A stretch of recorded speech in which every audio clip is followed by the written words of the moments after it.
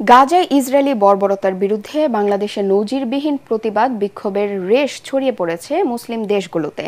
পাকিস্তানের করাচিতে লাখো মানুষের বিক্ষোভে ইসরায়েলের অন্যায়ের বিরুদ্ধে সমগ্র মুসলিম বিশ্বের নেতাদের গর্জে ওঠার আহ্বান জানিয়েছেন বিক্ষোভকারীরা।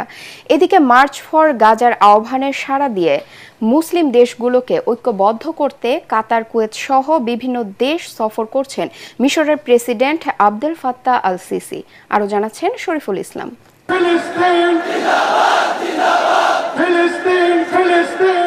ঢাকায় মার্চ ফর গাজার ঢেউ আছড়ে পড়ছে মুসলিম দেশগুলোতে। ইসরায়েলি বর্বরতার বিরুদ্ধে ঐক্যবদ্ধ হওয়ার আহ্বানে সাড়া দিয়ে পাকিস্তানের করাচিতে স্মরণকালের প্রতিবাদ বিক্ষোভে জমায়েত হয় লাখো মানুষ। 65% পর্যন্ত বিদ্যুৎ সাশ্রয়ী হাইসেন্স এসি, যার ফাস্ট কুলিং মোড দ্রুত ঘর ঠান্ডা করে। হাইসেন্স। ফিলিস্তিনিদের প্রতি সংহতি জানিয়ে শহর জুড়ে মিছিল বের করে তারা। ফিলিস্তিনি পতাকা হাতে ইসরায়েল বিরোধী নানা স্লোগানে কেঁপে ওঠে করাচি শহর। বিশ্বাসঘাতক ইসরায়েলকে আর সমর্থন না দিতে যুক্তরাষ্ট্রের প্রতি আহ্বান জানায় লাখো জনতা।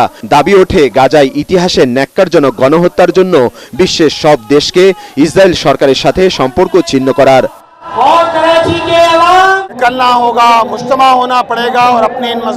সমগ্র মুসলিম বিশ্বের নেতাদের ইসরায়েলের নৃশংসতার বিরুদ্ধে রুখে দাঁড়াতে হবে।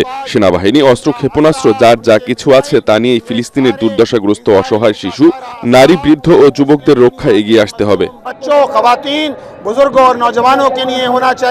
ये फलस्तीन का मामला है, हम फलस्तीन के लिए निकले हैं, चाहे वो पार्टी जो भी हो। যে কোনো মূল্যে আমরা ফিলিস্তিনিদের স্বাধীনতা চাই। মুসলিম দেশগুলোর নেতাদের ইসরায়েলের বিরুদ্ধে সোচ্চার হতে হবে। আপনারা আর কতক্ষণ নীরবে এই অবিচার দেখবেন? इस जोन को देखते रहेंगे, क्या उन्हें नजर नहीं आता? ফিলিস্তিনিদের প্রতি সংহতি জানিয়ে হাজার হাজার ইয়েমেনি নাগরিক সানার রাস্তায় নেমে আসে।